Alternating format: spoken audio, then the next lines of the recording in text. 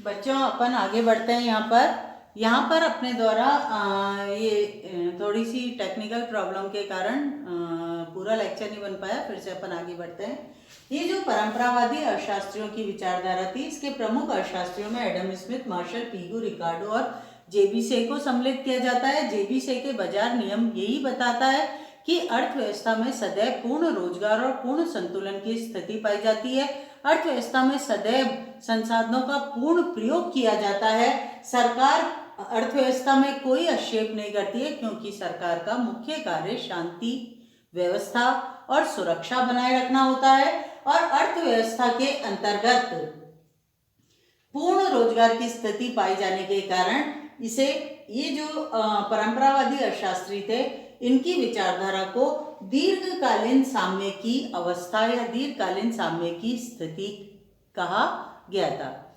अब इसके बाद 1776 जब से एडम स्मिथ के अर्थशास्त्री पुस्तक आई थी और अर्थशास्त्री माना गया था, तब से ये अप्रोच अर्थव्यवस्था में लगातार चली आ रही थी, अर्थशास्त्र में चली आ रही थी। और इसके बाद एक जितने भी अर्थशास्त्री हुए इसी विचारधारा के समर्थक थे। वो सब यही चाहते थे कि अर्थव्यवस्था में सरकार हस्तक्षेप नहीं करे। लेकिन जब आर्थिक मंदी का दौर आया, ये वाला दौर आया आर्थिक मंदी का, नाम से परिचित हो आप, इसे विश्वव्यापी आर्थिक मंदी भी कहते हैं। 1929-30 का जो दशक था, 1930 का जो दशक था, उसके अंदर ये आर्थिक मंदी का दौर इस तरह से बढ़ता चला गया कि इस पर कंट्रोल करना बहुत भारी हो रहा था। ब्रिटेन, अमेरिका, इतने बड़े बड़े देश जो उस समय के बहुत महान शक्तियां मानी जाती थी, उनमें तेजी से उत्पादन घटने लगा, साथ ही बेरोजगारी बढ़ने लगी। जब उनका स्तर बहुत उच्च होने लगा, मतलब 33% तक बेरोजगारी बढ़ गई, 25% तक प्रोडक्शन घट गया, तो उस समय में, क्योंकि इन देशों के पूरे विश्व पर आधिपत्य से मतलब उपनिवेश स्थापित थे उस समय में, और यूरोपीय देशों में भी इस मंदी का बहुत अधिक प्रभाव पड़ा था। पूरे विश्व के सभी देश, क्योंकि यूरोपीय देशों के आधिपत्य में, उपनिवेश में बहुत सारे एशिया के, अफ्रीका के देश शामिल थे। भारत भी उस समय ब्रिटेन का एक उपनिवेश था। तो ऐसी स्थिति में जो मंदी ब्रिटेन में आई थी, उस मंदी का सीधा प्रभाव एशिया और अफ्रीका जैसे छोटे छोटे या अविकसित देशों में या विकासशील देशों पर भी बहुत अधिक पड़ा था। इसलिए इसे विश्वव्यापी मंदी कहते हैं, जिसमें तेजी से उत्पादन और बेरोजगारी, उत्पादन तो घटा था और बेरोजगारी बढ़ी थी।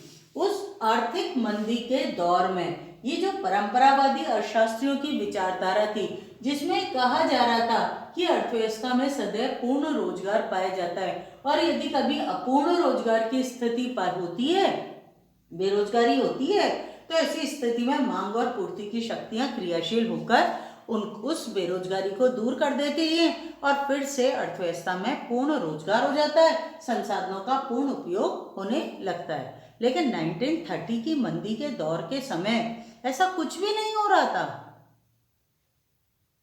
जब ऐसा कुछ भी नहीं हुआ, 1 साल, 2 साल, 3 साल, 4 साल, 5 साल, तो उस समय कीन्स के द्वारा एक पुस्तक प्रकाशित की गई, the general theory of employment, interest and money, 1936 में ये पुस्तक प्रकाशित हुई थी। और इस पुस्तक में इन्होंने कहा कि सरकार को अर्थव्यवस्था में हस्तक्षेप करना चाहिए।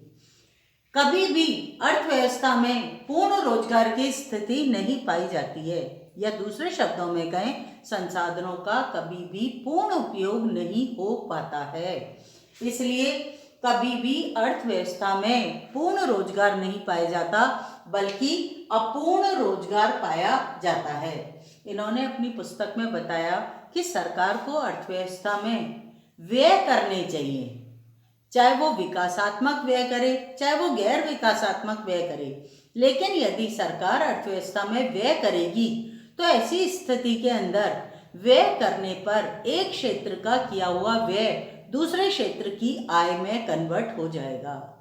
सरकार ने व्यय किया, लोगों के द्वारा जब उस लोगों के पास जब वो पैसा पहुंचा सरकार के द्वारा किए गए व्यय का, तो उनकी आय का सोर्स बन गया। और जब आय प्राप्त हो जाती है तो लोग उसको क्या करते हैं, वस्तुओं और सेवाओं की मांग करते हैं, अपनी आय को व्यय करते हैं।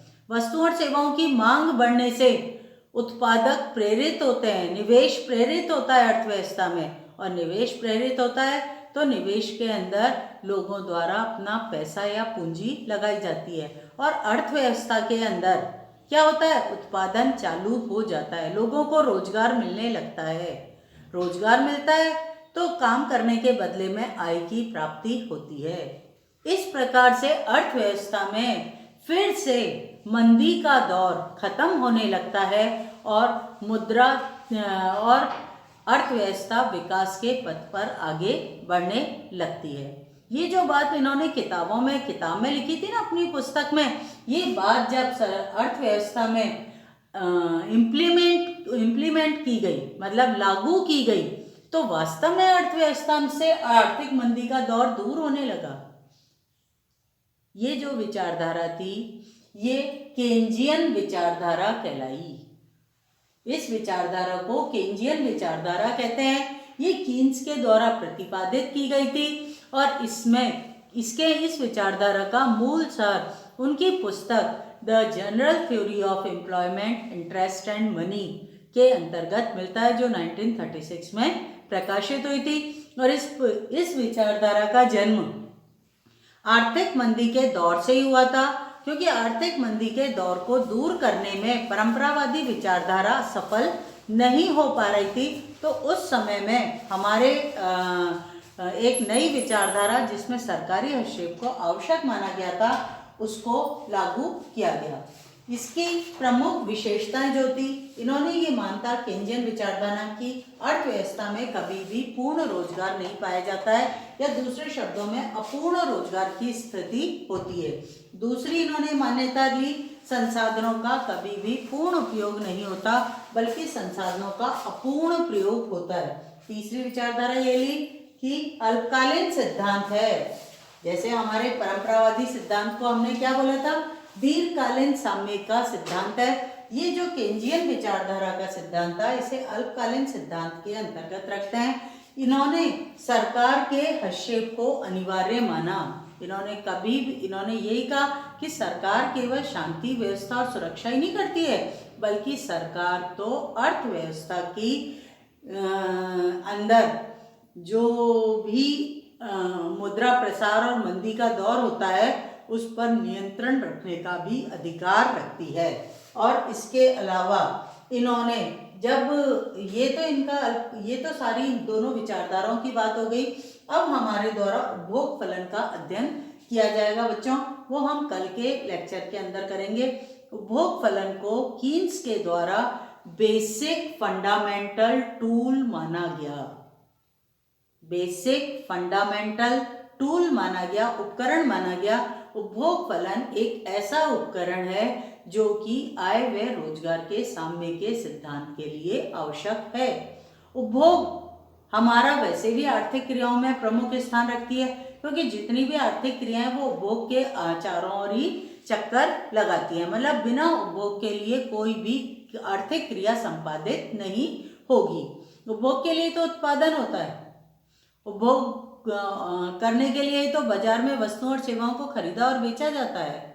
तो उपभोग बेसिक क्रिया है और समष्टि अर्थशास्त्र के अंतर्गत उपभोग फलन से संबंधित जो नियम है वो कीन्स के द्वारा मनोवैज्ञानिक